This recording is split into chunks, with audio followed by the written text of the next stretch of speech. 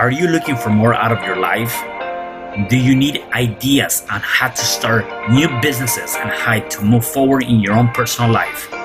Well, guess what? You have come to the right radio show.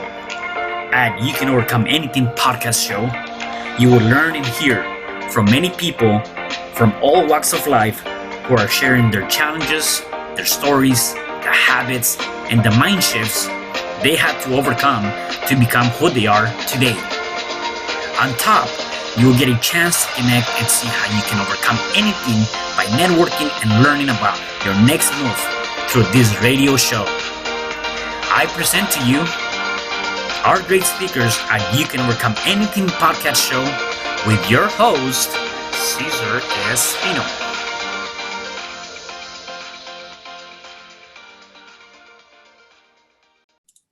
Hey there, and welcome back to another episode of You Can Overcome Anything podcast show. It is your host, CesarRespino, and today I have a special guest. His name is Andrew Finnefrock. Hey, Andrew, how are you? Doing great, man. Glad to be here. I'm glad to have you here. I actually met Andrew through a meeting in Clubhouse, and so definitely a lot of great content. I love what he said, and I said I need to have him back.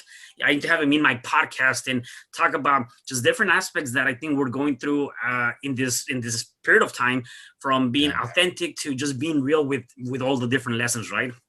Absolutely. Awesome. Yeah.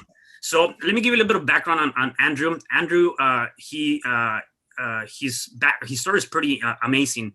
He went from the pits of hell in addiction and alcoholism to building multiple successful businesses. Andrew is an impact-driven entrepreneur who's over 7 years clean and sober, a real estate investor, speaker, and personal coach.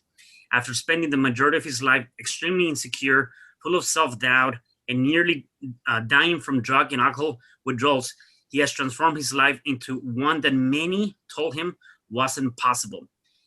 He passionately believes that everything starts with mindset and becomes a reality with action. Man, I really gotta tell you, I love that about you. The idea of, there's certain things you talked about that I think very important that I want to tap into. One of that being the mindset.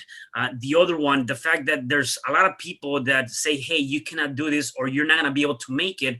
And for some, that can drive you down to the bottom. And for others, that is an ammunition to help you build something for yourself, right? And so definitely I want to talk about the thought process behind that. Take me back though to when you, where did you grow up, and how was that for you? Your upcoming. I grew up in Tulsa, Oklahoma. Okay. And my upbringing, my parents split at an early age, and there was some stressful situations in the house. There was some verbal abuse. There was a lot that went on. I had zero self-confidence.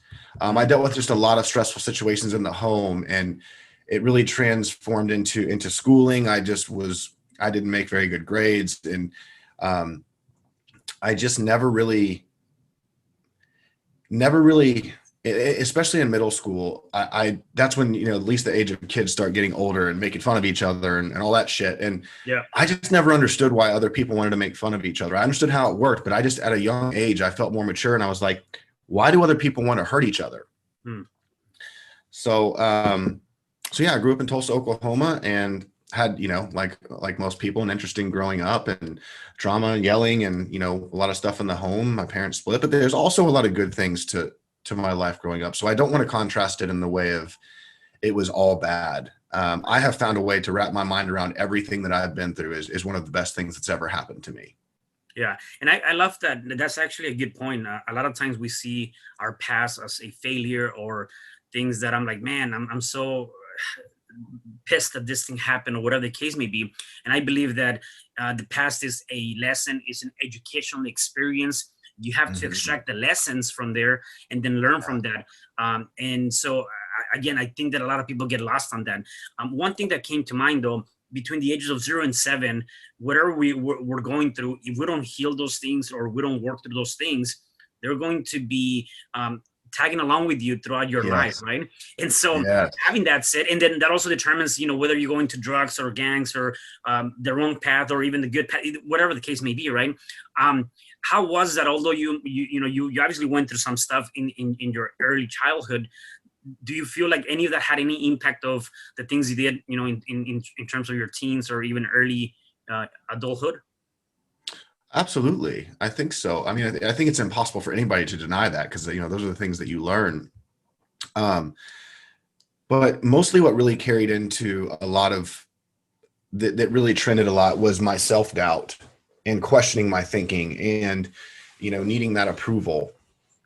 And, really that all transitioned when I was 31. Wow. And it carried into a lot, and it's still something I still deal with. Yeah. But that's where, you can get into knowing how your brain works versus knowing what you want it to do. Right. Okay.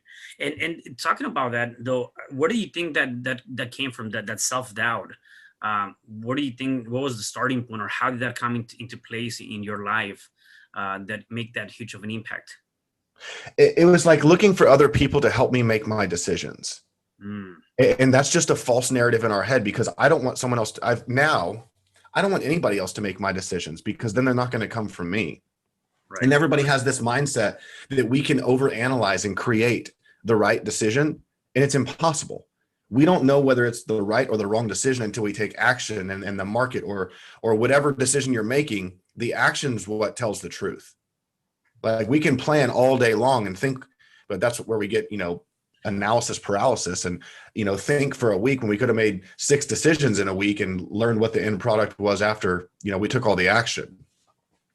Right. So for me, I would say it was finally just having to say, look, I'm not really going to get into my own authenticity or even know who I am until I start making decisions based on what I think and feel, and then see how people react to it, and then react to that, if that makes sense. Yeah, no, definitely. And that's part of, sometimes we're looking for that validation or somebody else's approval for us to do things, right? And you touch on the authenticity of that. How do you step into that, or how do you find that authenticity for yourself to say, you know what, I am my own persona, and I have to be able to start taking full responsibility of all my actions, whether they're good or bad. Got to take that responsibility, because a lot of times, just like we're looking for somebody else's validation, we're also looking to put the blame on somebody else when something wrong happens to us, right? And so you got to be able to say, no, like, this is all you. You got to really own up to that, and then utilize that to kind of start taking it to that other avenue of the spectrum, and saying, you know what, I got to be authentic to myself, to the people that I'm talking to, not having this persona of a fake person per se, right? Yeah. So authenticity, you can't just transition to it overnight. I mean, it takes a lot of trial and error. There's so many people that apply the lessons that we need to do when it comes to mindset and all their daily activities. Like, it's something as simple as driving to the grocery store. We don't analyze every turn, every intersection, what every car is going to do. We just know that we're going to get to the grocery store. But when it comes to mindset or decisions that scare us, we want to be able to, like, know all the roadblocks and all these things so we don't run into failure.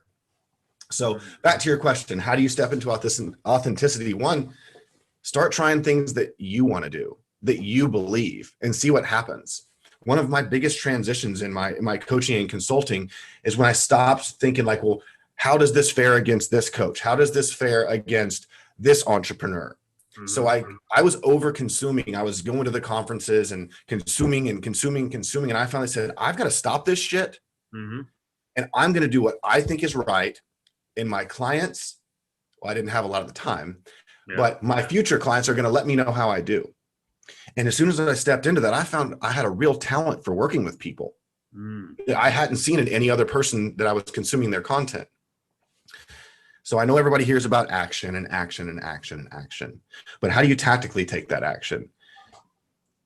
You have to be okay with understanding that when you make a decision, half of them are going to be right, half of them are going to be wrong, but all of them are going to be information and lessons to move you forward.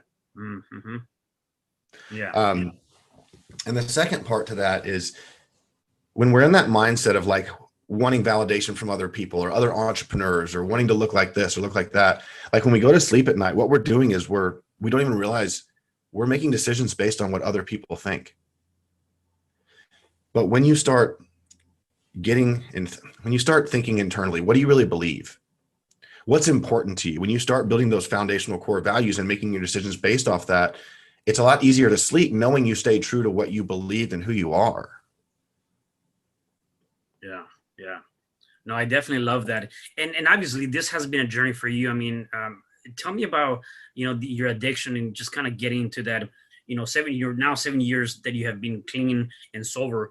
Prior to that, obviously, that led you to obviously more extreme insecurity, a lot of self-doubt, kind of even getting to the point of overdosing yourself. How did you step out of that? Because I think many people that are listening to this might be going through something similar, specifically right now, coming out of COVID. The fact that a lot of people like to be outside, and the fact that they're now kind of secluded, all those getting back to normal. You're still having those people that have dealt with that for the last couple of months. And so being in that space can lead to more drinking, more of this, more of that, whatever the case may be. How do you step out of that? Because I know it's not that simple. I was actually talking to somebody yesterday, and they were in a very down moment, and they're like, I cannot stop smoking and drinking. Like, I just can't. And I was trying to talk to the guy and understand more about why he feels like he's in that place and he cannot stop. And he just didn't even know how to answer any of those things, or even let alone me allow him to help him.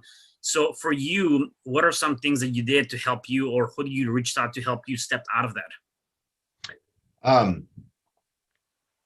I got to a point, and there's two foundational things that really changed my life, and I'll kind of go over each one. I'll give the shortened version of going to treatment. When I made the decision to go to treatment, I was still being selfish.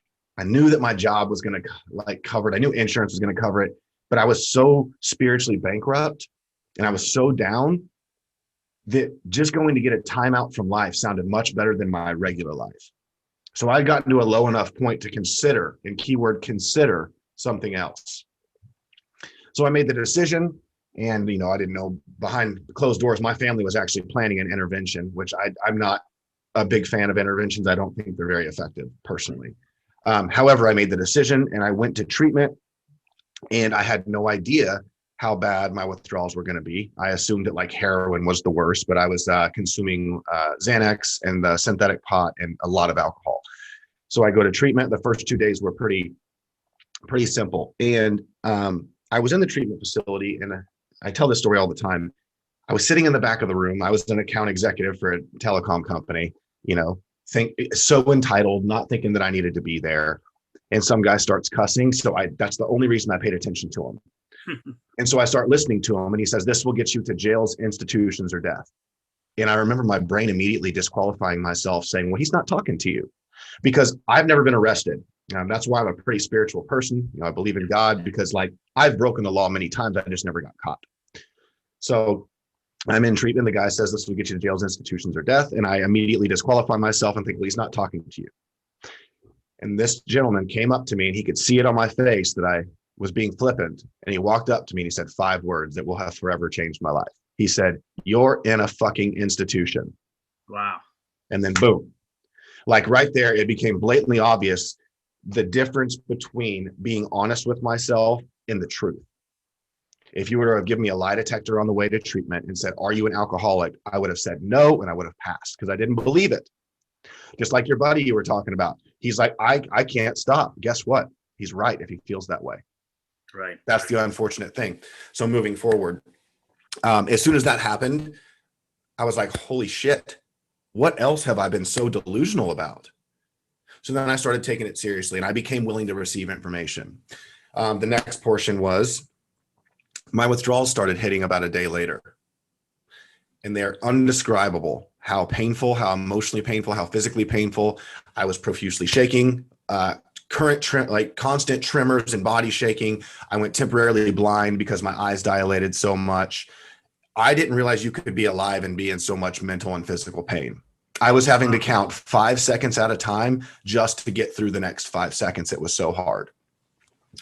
And so the second portion of my big transition was when I walked into, I was tired of feeling judged, and I may not have been getting judged, but that's the way I was perceiving it at the time. But I'm an overachiever. I'm the one that was withdrawing way worse than everybody else at treatment. So I walked into the bathroom maybe to get a break or whatever. But it was because I was just tired of feeling that judgment. And I look over and there's like a let go and let God sign. At the time, didn't have a lot of significance to me. It's just what the last thing I remember seeing. And I look in the mirror, and for the first time, I could really see how pathetic I looked. I could see how swollen my face was. I could see how red it was. I could see how overweight I was. I was just extremely mentally and physically sick. And it made me emotional. I saw myself, and it all came over me in one instant. Like I walked into that bathroom a victim, blaming how I was brought up. I was blaming everything else but myself.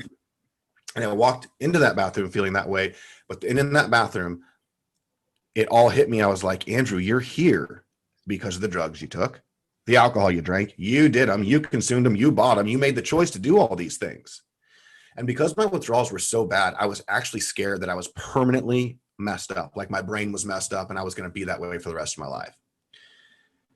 But then whenever I realized that I was there because of all my thoughts, decisions, and actions, I was like, you know what?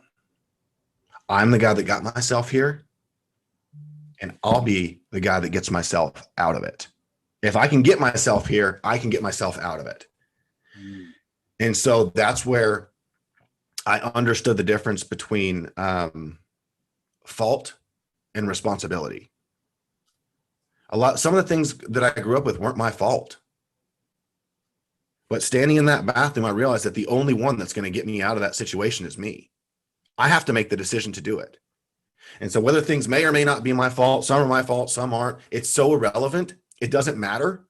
What matters is it's my fucking responsibility to get my shit together. Mm-hmm. And that's what I have to do. So to boil it down, those are the two pivotal moments. I had to realize the difference between being honest with myself, which is the bullshit I was telling myself, and what the real truth is. Yeah. Yeah. And then I had to realize the difference in fault and responsibility. And those two things have shaped my life. And there's a lot more in the middle of that. But those are the two foundational pivots that I made that completely changed my life.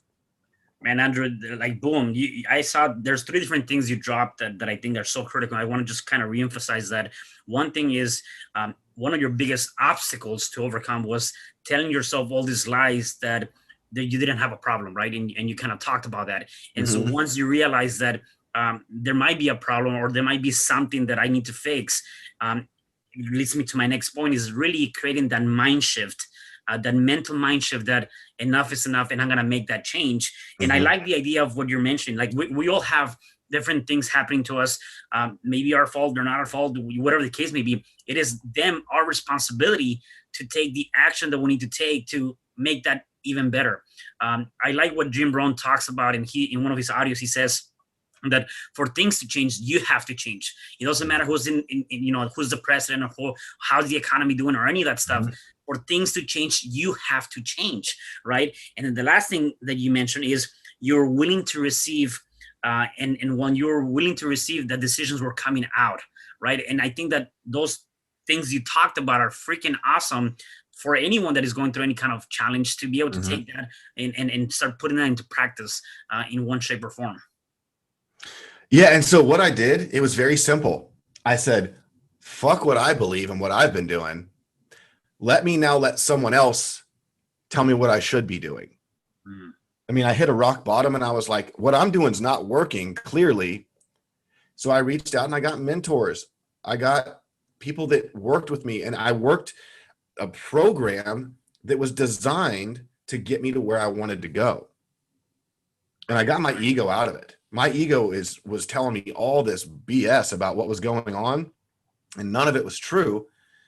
And I just reached out for help. I finally just said, I threw my hands in the air and said, what do I need to do? And I just took blind action and just followed the steps. Yeah. And it's surprising. I'll be damned, it works. Yeah, and so you surrender, not surrender to give up, you surrender to accept, you surrender to be able to embrace and bring absolutely aspect into that, right? A lot of times people see surrendering as giving up, and I'm like, I don't want to do that. And again, we go back to that ego. Yes. Like, I'm not gonna let that happen. But what about if you surrender to accept, to see, to look at a different perspective, right? You talked about mentors and you talked about the different kind of people. And I do believe that, in my opinion, I believe that there's essentially you are the average five, that saying, you're the average five. I think Jim Rohn talks about it too. You are the average five of the people you hang around with. And I always like to take it further. I believe there's three different categories. Number one, you have people that are, someone you can learn from, so again, your mentors, people that are willing to help you, genuinely help you in that journey. And so you're looking up to them, and they come in different forms. Then you have the other group of people that are kind of on the same level as you are, maybe going through the same challenges, or kind of, being a real estate investor or a coach in the same area. Yet the difference between them and somebody else is that they're not competing with you. They're actually edifying you, and you're probably creating joint ventures and being one as a whole, because we have a lot of competition. And so I like to hang around with the people that I'm working with them, not against them, right? And then the last group of people, which I think is probably one of the more important people, in my opinion, is people that are at a lower level than you are, yet now they're looking up to you. This gives you the opportunity to reach down and lift them up to your level and help them through that journey, right? So that's that, being a servant, being at service. Yes. And I think that's part of that. Now, having all that said, we also have a lot of people that unfortunately do not fall in any of those categories, yet they have this this fake type of aspect of, I am one of those people, or I am part of that group. And you mentioned this because that was me also at one point, where I'll be going to a lot of conferences and I will be going to a lot of that stuff. And I consume so much content to where I got to the point where, like, I'm not doing any more of that. I still love doing that, except I'm not going to go out and buy the best big thing and spend, 20, 30, 40, $50,000 on something. I already have enough content, and I got to be able to take what I have and extract what is useful and use it for my own business, for my own personal development. Except I'm not going to be investing anymore on some of those things. Agreed. What is your opinion on that? Because obviously I do believe that, again, there's those average five, and then there's those people that want to be part of the average five that essentially are just fake news. and we saw that time after time the last couple of months. And people, it's funny, me being as a real estate investor, doing some stuff too. I'm like, he's a scammer. Now I'm being seen as a scammer. I've been seen as this person because somebody else's, business ended up fucking somebody over, and now I'm the bad guy, right? Yeah, I mean, there's a multifaceted question, but I want to go back to something you said about people wanting to surrender. Here's the big misconception. Like, the ego tells us we can't surrender. But what I realized is, when I finally surrendered, as you would say, like, I didn't necessarily admit a problem. I found a solution, like, immediately, right? Because you can't solve a problem that doesn't exist. So if you're lying to yourself and you won't surrender to it, there's no problem to solve. So for anybody listening that's stuck in admitting they have a problem, enjoy that, because it's going to last forever if you don't do anything about it. Because as soon as you say, I have a problem, then you can start solving a problem. But you can't solve a problem that doesn't exist. I love that. But I think, to your second question, how do we define good versus bad, and all like fake versus not? That's a tough question. I've even been surprised a lot myself. And as we've talked about, I've stepped away from being super active on social media because of my distaste for finding out that there's also, there's a lot of fakeness out there. So for people that are trying to find the right person, I think they need to just, that's a hard question, because it's hard to figure that out. And I don't know if I even have an answer, but what I would do, and what I do, is I watch people for a long time and see if they're consistent. And then I have conversations, and I then look at who they've helped. I mean, I do my research. Right. But then there's also, if you feel like you align with how, like, not every coach is for everybody. I'm not for everybody. The way I coach is not for some people. The people that actually take action and love tactical advice and can take one piece of information and turn it into multiple things, which are what my successful clients are doing right now and killing it. Those are my type. But the people that need me to motivate them every day or things like that, that's just not necessarily what I'm doing anymore. But I think what we're wanting to transition into is, there are so many good people out there that are comparing themselves to other people. But what needs to be realized is if you're a really good person with integrity, that makes you better than 95% of all the other people out there. That one thing. There's so many people out there that are so great at telling people how good they really aren't. But there's too many people that are great people like me and you, or the people listening, that are just like, the reason that they're analyzing it so much is because they want to be authentic. They don't want to be fake. But that's the exact reason they need to be out there helping people or sharing their knowledge or working with people, because intent is what matters. Mm. There's too many, I could go on this forever, but good people need to be arrogant about how good of a person they are. Like, they need to be certain in it, because that's one of the most valuable qualities out there. Yeah, I definitely love that. And one thing you mentioned is, um, uh, when we're looking at comparing ourselves to somebody else, or people are looking to compare themselves, it's like, I think that's probably the negative or wrong approach to doing that in any kind of journey, right? Because my journey is different than somebody else's journey, and at the end of the day, we all have a different path to walk. Yet we have to enjoy that path as much as we're enjoying the end result. And I see this a lot, where people are like, man, I've been in this business for whatever 5-6 months, and then this person's been in it for 2-3 months and they're already ahead of me. And again, that comparison can definitely disable you from your true potential. That's one thing that I definitely want to tell. The other thing is, I like the idea of, you got to be authentic to yourself more than anything. Kind of like what you were doing, when you looked at yourself in the mirror. Like, the one person you have to really surprise or compete against is that person in front of that mirror, and say, okay, how can I get 1% better today to impact my life? Because the decisions and choices that I make today will impact my future tomorrow, right? And so when we start asking those questions and we start seeing it from that perspective, is like, yeah, I need to be who I am for what I'm willing to do. And I always tell people, if you're working for profits, you're doing it wrong. You have to be working for purpose. The purpose is going to bring you the profits, except that's a byproduct. That's a secondary aspect of that. And I know I got into the journey of what I'm doing right now for that same purpose, leaving a good job to do what I'm doing. It's like, I know I'm going to go through those ups and downs, but that's my authentic self. That's who I am. And I have a bigger purpose, and that purpose is going to get fulfilled. It's getting fulfilled actually every single day. It's not a one-time hit. For me, it's a life journey, right? And I think that's critical to realize that for people that are trying to step into a different place in their lives. Yeah. And what's funny is people are like, well, I'm not like that person. Exactly. And that's why you need to tell your story. There's this weird comparison game that we're not very unilateral on, because if we're going to compare ourselves to somebody, why don't we compare ourselves to someone who's doing worse than us? If we're doing it to make ourselves feel better, why would we choose to compare ourselves to someone doing better and make ourselves feel worse? Right. Like, we're all at different areas of our life. And when I coach and work with people, they're like, I want to tell my story. I want to influence people and impact, but I'm not like so-and-so. And I say, and that's exactly why you need to tell your story, because so-and-so is telling their story. Your story is different. And the real question is do you want to live your dream or be part of someone else's? Yeah.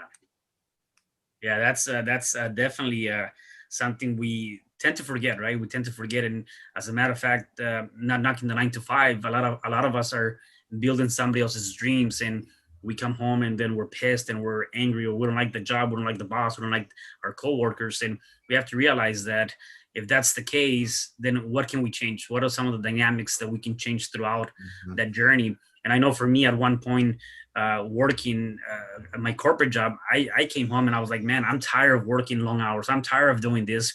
And I said, you know what, I got to start changing that, and started working on my side hustle. At that time was real estate investing. And then from there, I'm like, okay, I'm now ready to take the leap of faith and leave my 9 to 5 and become an entrepreneur. And then from there, many different things led. Yet it's a freaking journey. And that's one thing that I often get pissed, because there's a lot of people, gurus per se, that say, hey, overnight you can get this, or overnight you can get that, or, it's a matter of just some period of time. And I'm like, it takes time for you to really get to that place you really want to be. At least for me, it did. That brings up a great point to a question you asked earlier. Coaches that guarantee results, I'd watch out for. I don't guarantee results. I guarantee information that will get you results if you do the work. Right. You know, this overnight millionaire bullshit, like it's just, yeah, maybe some people have made some money in crypto or something, but that's literally that's just a different behavior than sustained and long-term results. And so for that question, like, how do you separate fake people? Like I would feel comfortable with a coach saying your results are going to be directly related to the work you put in, but I can show you how to get there, but you have to do the work. People, like coaches don't do the work for you. They show you what you need to do. Right. And the ethical ones will say, I can't guarantee results. Right. Because that's guaranteeing that they know they're going to do the work. Yeah. And talking about your coaching, your personal coaching, what kind of personal coaching do you do? I see your background. It says beliefs, actions, and impact mental wealth project. Is that kind of where you get you work with clients, or what specifically do you do in the personal coaching business? I do it in business and personal and just all over. So I work with people that like, they want more, they feel called to do more, they feel stuck, they've either made a lot of money but want to have more impact, or they want to make more money. I don't have a certain necessarily niche, but I require people to actually do the work. But people that are impact driven, that feel like they have more to give and they feel stuck, people that feel stuck. But what my gift is getting people to understand information in a way that nobody's ever been able to get. Or been able to explain. And then the people that I work with, they get results in every single area of their life, because usually it's not the problem. Like if someone's like, I want to make $1 million, it's like, why? You know, or, they're a millionaire, but they don't feel fulfilled. We can do both, but my gift is tying all of it together. So every single area of their life is fulfilled and they have the correct expectations and they feel in alignment. They wake up excited and they're being productive and their relationships are improving. Their finances are improving, and it all ties together. Yeah. I love that. What has been one of your biggest lessons throughout your journey, specifically after you came out of being sober? Like, what is one thing that you say, you know what, that was a huge impact in my life? Gaining true confidence. Finding out what real confidence is. And what that is like, I'm extremely confident in my insecurities. I know who I am. Like no one can take that away from me. Like I'm so convicted in what I've done. It's built me. It's who I am. And there's just nothing someone can say that's going to upset me, because what people say about you says nothing about you, but it just says everything about them. And that's what I've learned. Like I used to care about, people judging me or whatever. And I don't. Like there's some people that like have tried to hire me and I wouldn't let them hire me because it wasn't a good fit. There's people that have been turned off by the way I talk about things. I don't care. We're just not, I just know I'm not going to be a fit for everybody. Like expecting everybody to like you is impossible. I don't want everybody to like me. I want the people that I respect or people like me to like me, and the people that are like me do. I just don't care about the people that don't like me. Yeah. And one thing that comes to mind is that people might be asking, well, Andrew, if you don't care about X, Y, and Z, are you afraid that you're not going to lose connections or relationships or people in your space? And if that comes about, how do you react to that, or how do you answer that? No, I don't care if I lose connections. Not at all. Because so that's a great question. And I'm so glad you asked, because here's the deal.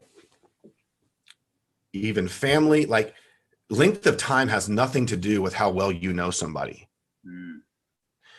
You have to understand that when you're growing or when you want more, think of just like something like two people, one person gets taller than the other. That tall person is now looking down on the other person. I don't mean like in a bad way, but when you're growing, that creates contrast. And you have to accept when you're growing, like you want those things to change or else you're not growing. Like, why would you want to grow and then things not change? But that is a great point. It's a lot easier said than done, but sometimes it's family members.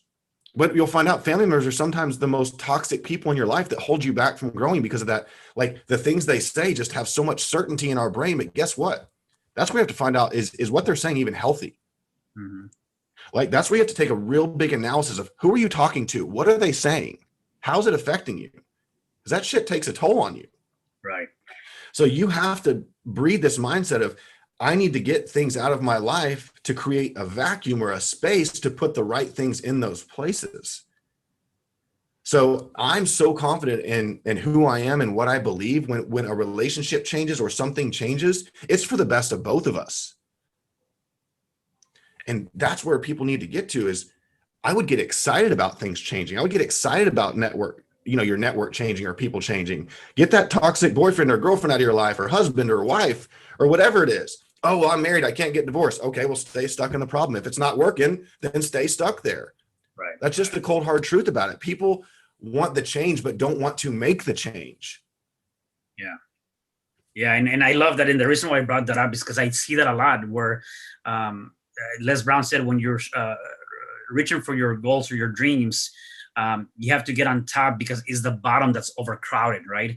And when you look at it from that perspective, it's the same thing. You can find a bunch of pigeons, together. I said you only see a couple of eagles flying by themselves. And again, those analogies go back to that, is that, yeah, you can be on the crowd and it's not that difficult to be in a group of people, whatever that might be, whether it's, hey, let's go out for a drink, let's go out for a smoke, let's go out for a party, whatever the case may be. And it is more difficult to be, in your house or whatever it is, working on something that you're building. And people are like, I'm out here partying, you're over there doing what? And I see that. I've gone through that myself, and it's not easy by no means. Or at least it hasn't been easy for me. I believe though it's require of you, if you definitely want to have, as you said, build your own dreams, not building somebody else's dreams, right? Yeah. From that perspective. So let's take a very easy example. So let's just say dating, right? There's so much weird stuff about dating. If I were, and I'll ask someone, hey, do you feel like you're a rare person? Like you're a rare catch, that, you're a catch. And they'll say, absolutely, whether it's male or female. So you feel like maybe you're a 2%er, right? And they're like, yeah, I feel like I'm that rare. Then don't get mad when you walk into a room of 100 people and only 2 people you can connect with, potentially. Like, don't want to be a rare person, then get pissed when you're a rare person. Yeah. You can't want it and then complain about it when it's true. Like, you need to understand the majority is not going to be like you. And I don't want to be like the majority. Yeah. And if I get like criticism from someone and I look at them and they're just not doing what I'm doing. I don't want to be too inappropriate, but I'm thankful that they're upset with me, because that tells me they don't identify with me and I'm not them and I don't want to be them. So I think a lot of people should take inventory of what they really want versus what they're really doing. Because they get stuck in the same mindset. They repeat the same patterns and behaviors, but they want things to change. Right. Yeah. And everybody thinks that they change their environment, that they will change, but it's the opposite. When you change yourself, your entire environment changes. Yeah. I love that. Andrew, if people want to connect with you, where can they find you? Instagram is the easiest way, just at Andrew Finnefrock, and just shoot me a message. I like to personally connect with people. Yeah. Awesome. One thing that we've been talking about on and off, and it's come up a couple of times, is the mental aspect, or the mindset, or having that healthy mindset. What are some of the things you did, or maybe still are doing on a day-to-day basis, to keep you on this very healthy mindset or positive mindset for the most part? I have found that I lean into discomfort. Okay. That's the one thing that I would say that I realized I'm doing. Like, so I just hired a new trainer and he'll tell me what we're about to do next. And I'm like, oh, I don't want to do that. But then when I get into it, like I compete. I'm like, I'm not going to walk away from here regretting that I didn't try. If I feel my brain saying, oh, don't do that, be scared, like I'll lean into it and make myself uncomfortable and do it. It's just like, it's became a natural habit. And this, everybody hears this, everybody says it, but the growth is in the comfort zone. And the reason that is because when you're doing things outside your comfort zone, what your comfort zone is, your original thoughts, patterns, and behaviors. So if you stay stuck there, then nothing changes. But if you jump in and take action on some discomfort, like then you can step out and see what it's like, and you'll realize it's not as hard as you think it is. One, and two, you'll start making incremental changes. But for me, I would say leaning into discomfort, when you get that feeling, maybe not to share with somebody, or like that self-doubt kicks in, like I have this great idea, but oh no, then that negative talk starts kicking in. Or I need to go to the gym. Mm-hmm. Saying I need to go to the gym checks a box in most people's brains, and it makes them feel like they're being productive. But I understand that action is the only way to get results, and uncomfortable action is the way to really move forward. You got to be comfortable being uncomfortable. I love that. Yeah. I mean, and that's not really possible to be comfortable being uncomfortable. Right. But I understand what you're saying. I just think that you need to understand that being uncomfortable is really where those changes happen, because that's where you're exploring new territory. That's where new things happen and you get new information. And I'll give you a perfect example. I was doing my structured workouts for a long time, and I just hired this trainer. And he loads this weight on a certain machine. And I thought, I can't do that. He's like, well, just try it. It was 5 times the amount that I'd ever done. Wow. And I was doing what a good friend of mine, Marcus, was saying. I was under indexing. And so that's why I've also hired this trainer to push me out of my comfort zone. And I have done things in the gym, like strength-wise, that I didn't think I was ever capable of, just because I tried it. Wow.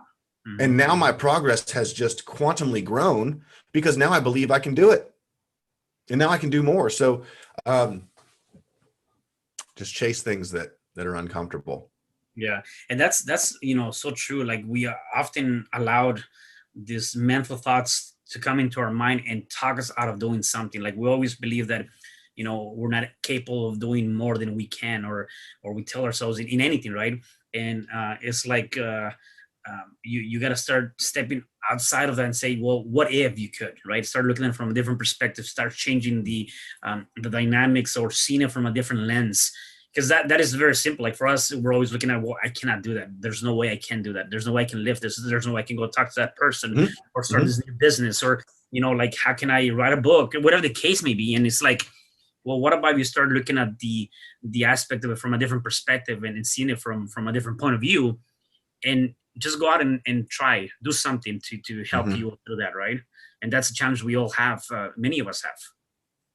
Yeah. Yeah. And I mean, nobody's perfect at it either. Right. Yeah. There's still times we under index. There's still times we run from discomfort. It's just, are you making the decision to move forward or stay comfortable? Yeah. So I have 2 last more questions for you. The one is, what are your Tony Robbins refers to them as rituals, habits. What habits do you have on a day-to-day basis that you must do to keep you in this positive state of mind? One of them is journaling. Okay. That is a very, very underrated, magical exercise that completely changes the game. And a second part to that is I do a lot of like I am statements in my journal. I've even done that to the point where I was dealing with a hamstring injury, and I said, I am not going to get injured today. I am going to play an injury-free game. And I played an injury-free game. It's so phenomenal how that works. Okay. I was finding myself getting out of routine for working out. So that's why I hired a trainer. So I paid to make myself accountable. So I get up and I go to the gym every morning and I train, because I hired the accountability. So I would say any routine is better than no routine. Because like what works for me may not work for somebody else. But my advice would be pick 3 to 4 things to start your morning off. Get up by a certain time. Keep those promises to yourself. But I would say journaling, doing some type of exercise. And one of a lot of people don't talk about a lot is doing something that makes you feel fulfilled and laugh every day. Like you have to build that muscle of enjoyment. At least I did personally, because I was stuck in that just grinding, or I hate that word, of just working and not enjoying things or finding fulfillment. So for the last 3 years, I've really been chasing fulfillment in hobbies. And that fills my cup for doing my productive things in business as well. So, and don't try routine for a day, because it's not a routine if it's only a day. Right. Try it for 2 weeks and see how you like it. Then make an adjustment. Yeah. But I personally like I never heard that before from all the people that I had on the show, and I love that the idea of finding something that is fulfilling and joyful to you on a day-to-day basis. So I'm definitely gonna try to do that something like that, because I love that. It's amazing. Somebody mentioned to me, like, funny means money. Funny means a lot of different things. When you're laughing, mhm. not only do you put more years on top of your lifespan, it's just, it brings these different chemicals in your brain that can help you in a different aspect, right? So I love that for sure. Yeah, when I was in treatment, when I was at the worst of my withdrawals, one of the most fascinating things was when we laughed, or I laughed really hard, it made a huge biological change in how I felt. Like, I felt from like wanting to die to like wanting to die less, but it made a dramatic enough change to where I recognized it. And Mm, there is just a biological change that happens when you do that. And I think enjoying yourself is so important, because why would you, I mean, what's the point if you're not enjoying anything? What's the point in doing anything? There's people that chase millions of dollars and they get $1 million. They don't get the feeling that they were expecting. And they're even more disappointed than when they didn't have the money. right. That's why knowing why you're doing things is important. That's why you have to build the muscle of fulfillment, of enjoying yourself. It's because if you don't enjoy it and you just get to this landmark or goal, then you're like, more. So how can you ever enjoy more if it's always more? Yeah, I love that. Well, you dropped a lot of bombs, so let me see if I can get one more out of you. For the people that are watching and listening to us, if they are going through any challenge, whatever challenge that might be, what is one thing that they can do to start overcoming that challenge? Um, I'll give a tactical way to do this. Interview 5 people around you that you trust and ask them for feedback. Mm, And the second part is don't argue with it, because that is the perfect example of what's wrong with our brain. We ask for feedback, then argue with it. Hey, I want new information about a situation. They get the information. I disagree. So it was completely pointless. So that's a tactical thing. yeah, Interview 5 people around you and say, hey, what do you think I need to be doing? What do you think I'm doing wrong? What do you think's holding me back? And you'll be surprised how many consistencies there are. yeah. I would also take a good inventory of like where you think you're lying to yourself, or the difference between being honest with yourself and the truth. I would write down all the reasons on a piece of paper why you think you're stuck. Yeah. But at the end of the day, yeah, just taking action on something different, because it's hard to, there's so many different problems, so many different situations. Yeah. But on that sheet of paper, where you write all the things, what are making you stuck, write out 10 things that you've never done to try, and try those 10 things and see what happens. Yeah. Awesome. I love that. Andrew, I had a great time with you today. So thank you Yeah, again man. for being here. Really appreciate your time that you have given us. Yeah, thank you, man. And congratulations on everything you're doing. It's obvious you care to help, you care to serve, and you're one of those people that really want to give back. And I know you're helping a lot of people. Thank you. Thank you. Really appreciate that, for all of that. And for all the rest of you guys, do me a favor. Please make sure you connect with Andrew. Follow him on Instagram. If you have any questions or you want to reach out to him, want to know anything about what he's doing and how he can help you, please reach out to Andrew. And do me a favor. You can find our podcast at every podcast platform. Make sure you like, subscribe, and comment. And stay tuned for the next episode of You Can Overcome Anything podcast show. Have a good one. Bye. Hi, I'm CesarRespino, real estate investor, business coach, and consultant, and author of the book, You Can Overcome Anything, Even When the World Says No. My number is 424-501-6046. In my book, I talk about making the necessary changes to shift your mind for prosperity and certainty. Pick up your copy at Amazon. I also love helping families with their real estate and can purchase your house fast and all cash. Follow me on Instagram, Facebook, and LinkedIn. My number is 424-501-6046. Thank you for having me today. I am so glad you've tuned into this podcast. You can find me at your favorite podcast platform where you can like, subscribe, comment, and share. And to learn more about myself, my services, you can find me at www.CesarRespino.com, or you can also find me at your social media. Thanks for joining me, and I am looking forward to having you at the next episode. And know you truly can overcome anything.